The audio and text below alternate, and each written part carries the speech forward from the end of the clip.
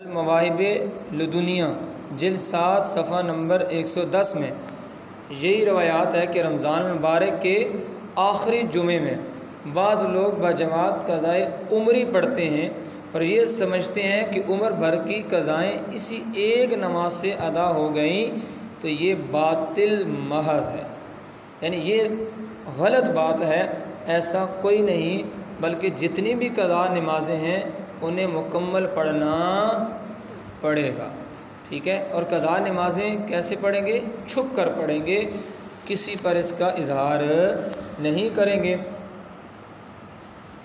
حضرت مفتی احمد یار خان علی رحمۃ اللہ عنہ فرماتے ہیں، جمعۃ الوداع کے ظہر اور عصر کے درمیان 12 رکعت نفل 2 رکعت کی نیت سے پڑھیے، اور ہر رکعت میں سورہ فاتحہ کے بعد 1 بار آیت الکرسی اور 3 بار قل هو اللہ احد اور 1 بار سورہ فلق اور سورہ ناس پڑھیے۔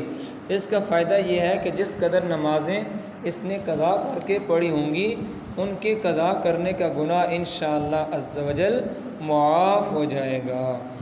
یہ نہیں ہے کہ قضا نمازیں اس سے معاف ہو جائیں گی، وہ تو پڑھنے سے ہی ادا ہوں گی۔ ہاں، یہ ذہن میں رکھیے گا کہ ایک بندے کی قضا نمازیں 5 سال 10 سال 15 سال 20 سال، اب وہ صرف دعا کے ذریعے توبہ کر لے تو چلے بھائی اس کی قضا پوری، ایسا نہیں ہے۔ توبہ بھی کرنی پڑے گی اور قضا نمازیں بھی پڑھنی پڑے گی۔ اب عمر بھر کی قضا نماز ظاہر ہے اس کا حساب کس طرح لگایا جائے؟ عمر بھر کی قضا کا حساب جس نے کبھی نماز ہی نہ پڑھی ہو اور اب اللہ پاک نے اسے توفیق بخشی ہے، توفیق ہوئی، قضائے عمری پڑھنا چاہتا ہے، وہ جب سے بالغ ہوا ہے۔ یہ مسئلہ تمام سننے دیکھنے والے آپ توجہ سے سماعت فرمائیں کہ دل میں اب خیال آتا ہے کہ یار اللہ پاک نے مجھے توفیق دی ہے، اب ظاہر ہے چھٹیاں بھی ہیں، رمضان میں آپ کو پتہ ہے کہ ہر بندہ ڈیوٹی بھی دے تو کم وقت میں وہ ڈیوٹی کے معاملات سر انجام دیتا ہے اور پھر وہ واپس آ جاتا ہے، بلکہ ڈیوٹیوں میں بھی ادروائز آپ کو پتہ ہے کہ رخصت ہوتی ہے۔ تو اب رمضان کے دن بھی تھوڑے رہ گئے ہیں، کاش کہ ہم اپنی نمازیں جو رہ گئی ہیں ان کی قضا کرنے میں کامیاب ہو جائیں۔ اب ایک خیال پیدا آتا ہے کہ اب مجھے کیسے پتہ چلے گا میری کون سی نماز رہ گئی ہے؟ ظاہر ہے کبھی فجر رہ جاتی ہے، کبھی عصر رہ جاتی ہے، تو اس کے لیے یہ ہے کہ جب سے وہ بالغ ہوا ہے اس وقت سے نمازوں کا حساب لگا لے، اور تاریخ بلوغت بھی نہیں معلوم تو احتیاطاً اسی میں ہے کہ عورت 9 سال کی عمر سے اور مرد 12 سال کی عمر سے اپنی نمازوں کا حساب لگائے۔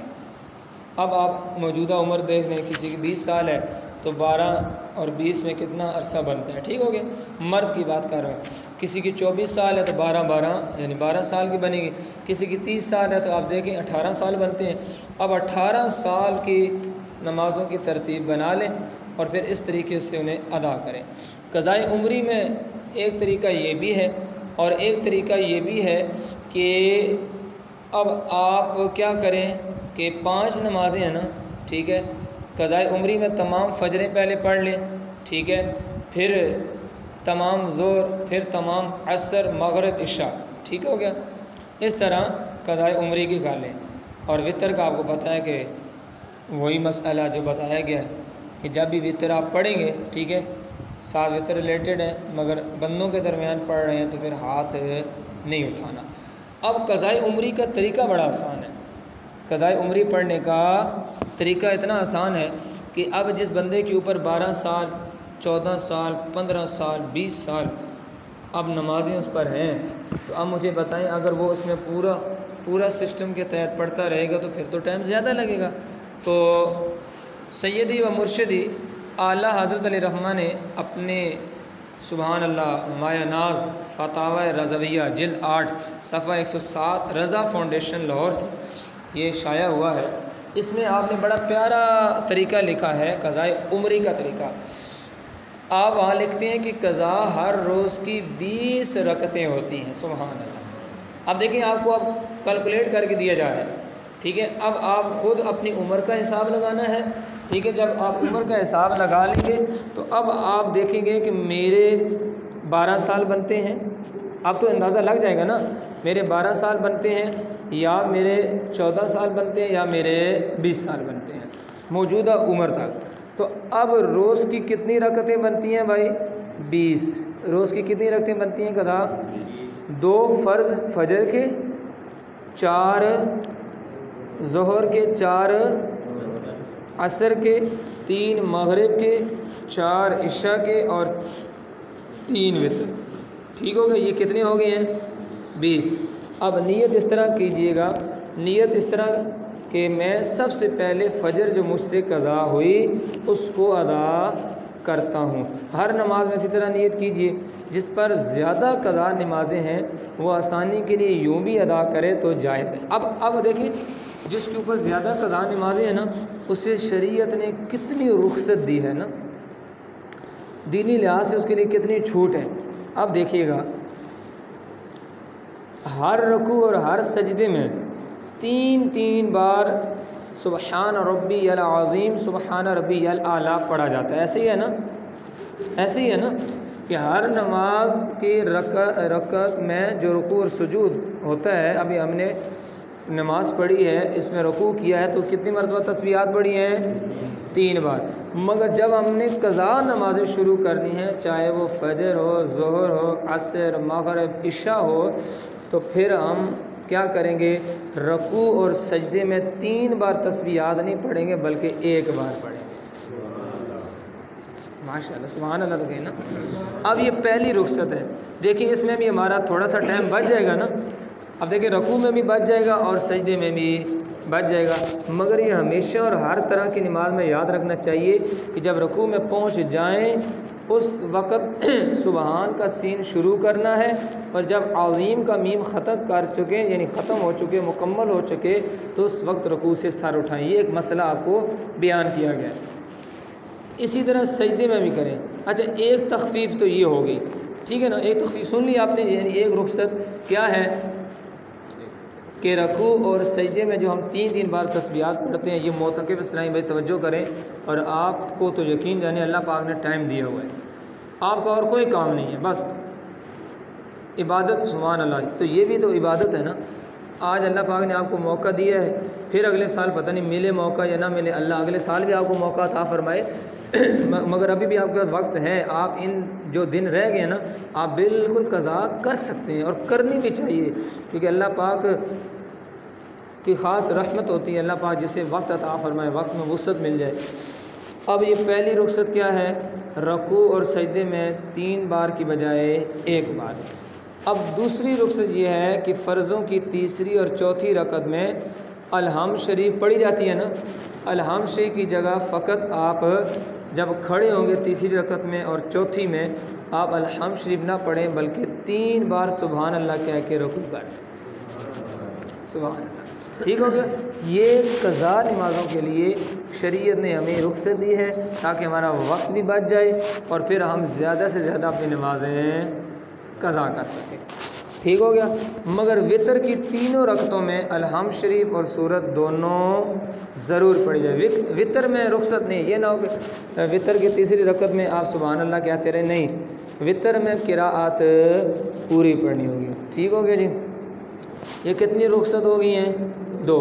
پہلی کیا تھی؟ رکوع اور سجدے میں 1 بار سبحان اللہ، ٹھیک ہے، سبحان ربی العظیم 1 بار کہیں گے، اور سبحان ربی الاعلیٰ سجدے میں 1 بار کہیں گے۔ ٹھیک ہو گیا جی؟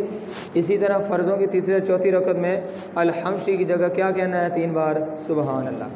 اب تیسری رخصت یہ ہے کہ قعدہ اخیرہ میں تشہد، یعنی اتحیات کے بعد دونوں درود اور دعا پڑھتے ہیں نا، تشہد جب سلام پھیرنا ہو میرے بھائیوں تو پھر کیا کرتے ہیں؟ عبدو و رسولوں کے بعد کیا کرتے ہیں؟ دونوں درود پڑھتے ہیں، ٹھیک ہے، اور پھر دعائیں پڑھتے ہیں، دعا ربی جعلنی۔ تو اب یہ ہے کہ جس نے قضا کرنی ہے وہ تشہد کے بعد قعدہ اخیرہ میں تشہد یعنی تحیات کے بعد دونوں درود بھی نہیں پڑھے گا، دعائے ابراہیمی بھی نہیں مانگے گا، یعنی پڑھے گا، صرف وہ کیا کرے؟ اللہم صلی علی محمد و آلہ کہہ لے اور سلام پھیر لے۔ ٹھیک ہے؟ اب چوتھی تخفیف وہ یہ ہے کہ وطر کی تیسری رکعت میں دعائے قنوت پڑھی جاتی ہے۔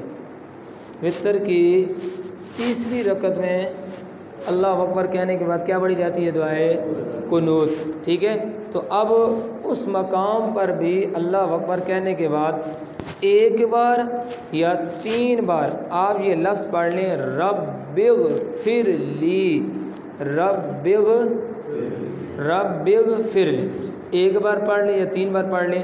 آپ یہ پڑھنے کے بعد رکوع کر لیں، قاعدہ کر لیں، سلام پھیر لیں، آپ کی قضا نمازیں پوری ہو جائیں گی۔ سبحان اللہ۔ یہ تھا وہ مسئلہ جو ہم نے ادا کرنا ہی کرنا ہے، اس کے علاوہ کوئی رخصت نہیں ہے۔ تو اللہ تعالی ہمیں عمل کی توفیق عطا فرمائے، اور اللہ تعالی ہمیں اپنی نمازوں کو وقت پر ادا بجا لانے کی توفیق عطا فرمائے، اور اللہ تعالی ہم سب کو اس جمعۃ المبارک جیسی عظیم نعمت سے سرفراز فرمائے۔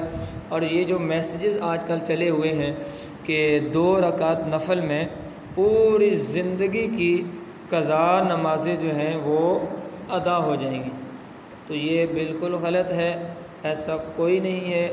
جتنی بھی بندے کے اوپر قضا نمازیں ہیں وہ ابھی بھی آپ نے درس میں سن لیا ہے کہ وہ اسے پوری عمر کے جو بلوغت سے بعد کا سلسلہ ہے اسے حساب لگانا پڑے گا اور اسے پڑھنی پڑیں گی۔ یہ غلط میسیجز ہیں یا غلط افواہیں ہیں کہ قضائے عمری والے دن جب آخری جمعہ ہوتا ہے تو 2 رکعت نفل پڑھ لو تو ساری ادا ہو جائیں گی، ایسا کچھ بھی نہیں۔